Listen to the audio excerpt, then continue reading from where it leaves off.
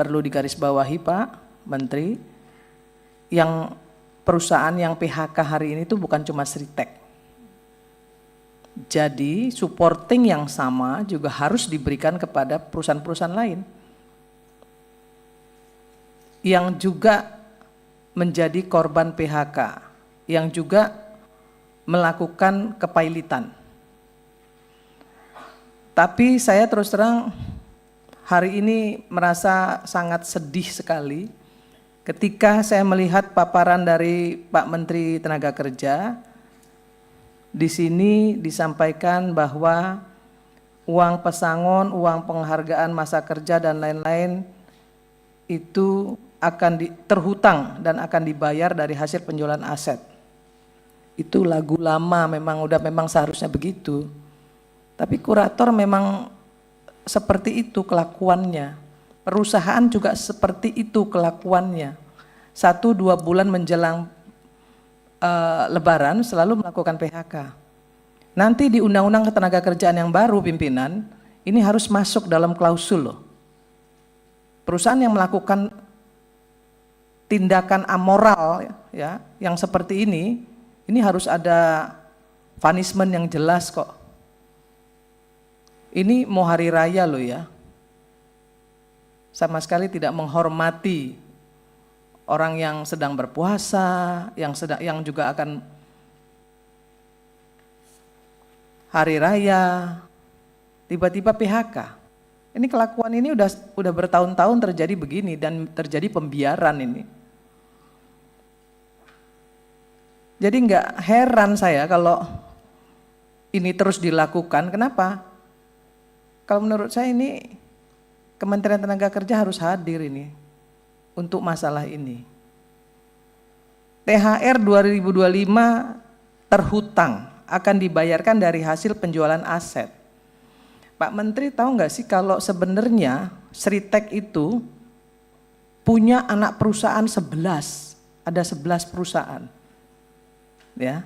Dan saya mendengar dari kurator bahkan ada anak perusahaan Sritek yang juga menagih hutangnya kepada Sritek. Yang bangkrut, yang pilot ini. Artinya Sritek ini nggak bertanggung jawab dengan pekerjanya dan melimpahkan tanggung jawabnya kepada pemerintah. Ini kurang ajar ini perusahaan. Dari 11 perusahaan itu harusnya dia bisa memberikan THR kepada pekerja yang ter-PHK.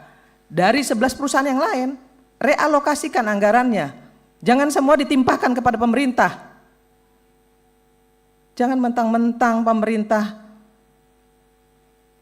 mensupporting sedemikian besar karena Sritek ini punya pekerja yang besar dan dianggap menjadi aset nasional, terus semuanya diserahin kepada pemerintah. Ngemplang pajak, pinjem uang segitu besar, perusahaannya juga banyak, tapi nggak mau bayar uang THR. Kan ada perusahaannya yang lain yang bisa dimintai pertanggungjawaban untuk bisa bagi-bagi THR. Kenapa semuanya harus diserahkan kepada pemerintah? Kan ini nggak benar ini.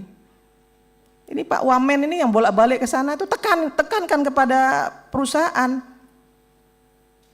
Jangan merugikan pemerintah. Untungnya mereka makan, tapi ketika rugi mereka serahkan semuanya kepada pemerintah. Ini nggak fair. Pak Menteri jangan diam-diam aja. Saya marah terus terang. Mau Lebaran ini, terus THR-nya terhutang. Di mana empati pemilik Sritek yang punya 11 perusahaan itu, yang foto-foto dengan pekerjanya seolah-olah punya hubungan yang begitu dekat, tapi mana tanggung jawabnya, mana empatinya?